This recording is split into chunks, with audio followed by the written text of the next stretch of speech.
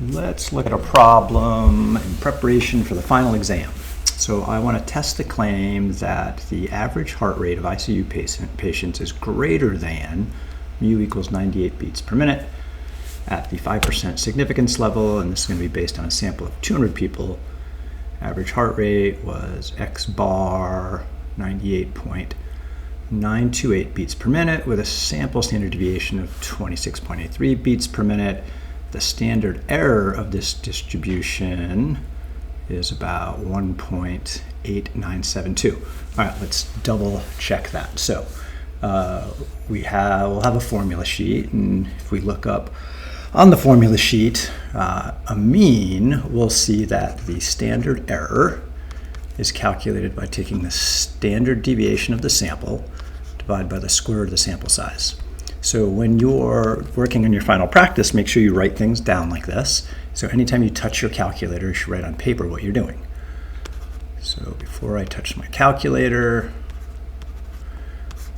I'm going to write down my calculation, and then I'm going to whip up my calculator and see what happens.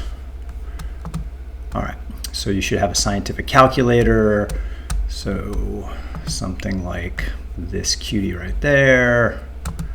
All right, so I want a fraction here, and then I've got 26.83 divided by the square root of 200.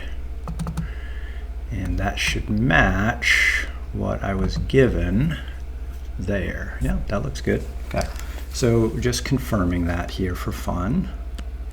Some questions you might have to calculate this standard error on your own on the test. For sure on the test, since you won't have access to a spreadsheet or something like STAT243 to calculate T and Z probabilities, I would have to give you, for example, the p-value. All right, so now that I know what the standard error is, I can graph what this looks like. So we've got population mean, mu, is 98. And we have 98.925. So that's 0.925 above. A standard error here is 1.89. So this extra amount here, that difference, right, that would be the t-score, would be the sample value minus the population value divided by the standard error. And I'll double check this in a spreadsheet too. So again, I need that calculation, so I write it down first, and then I whip out my calculator. And don't do the calculation in stages, just type it in, get an answer.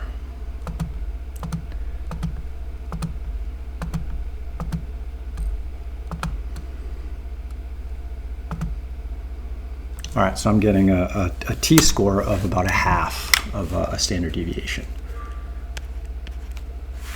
Oops, made that go way too fast.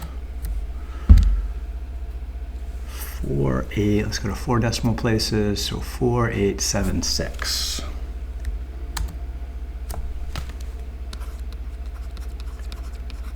So if you think about the 95% rule, about 95% of values are going to be within 2 standard deviations of the mean. We're using this as the standard deviation for the sampling distribution. So this would be a distribution for mean heart rate of ICU patients. And if that's a t of 2 over here, then a t of about 1/2 would be here. So my sample value is about there, 98.925. So then my p-value is going to be this area right there. And I'm going to have to ask the spreadsheet for the p-value. All right, so let's whip out the spreadsheet. Where'd you go? Over here. So I want a hypothesis test for mean, And notice we can do it with the data and without. So we don't have all the heart rates, so we'll have to use this version. So we've got a population mean of 98, and we have a sample size of 200. We have X bar of 98.9, oops, that's not a point, 925. And standard deviation of the sample was, what was that, 26 point something? 26.83. 26.83. Standard alpha, we get the standard error, which matches what I had on my calculator. So again, practice using a calculator and check with the spreadsheet. There's my t-score, about a half a standard deviation above average. And let's see, what are my hypotheses here? Test the claim that the average heart rate is greater. All right, so my hypotheses are null, oops, wrong color.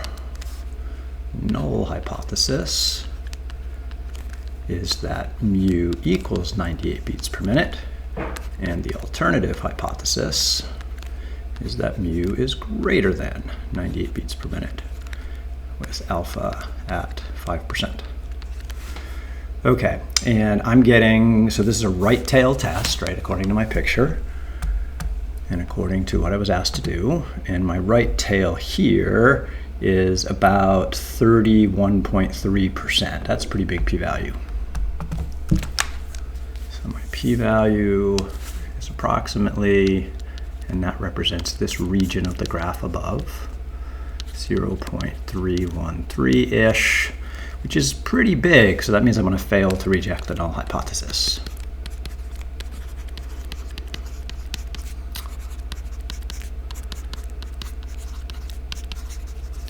And so that's called our conclusion. No, sorry, our decision. Conclusion would be to state what that all means in terms of the alternative.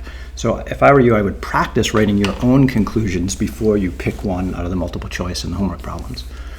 So for my conclusion, we do not have sufficient evidence of the alternative. And then I have to state the alternative in words. Don't use the word alternative.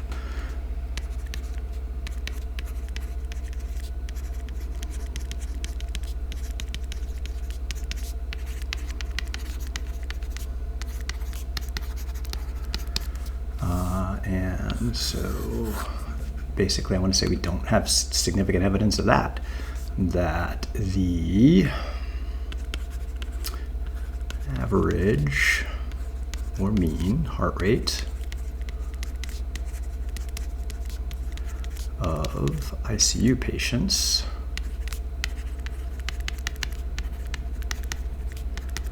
is significantly greater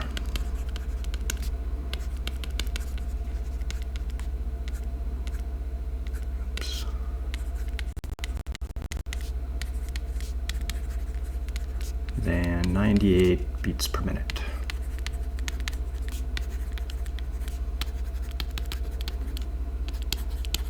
Boom, done.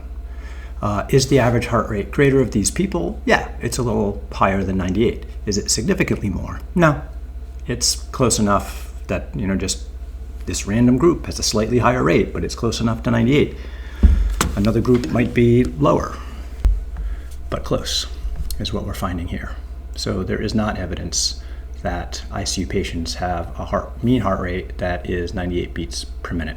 Now this isn't about an individual patient, it's the mean of all possible ICU patients.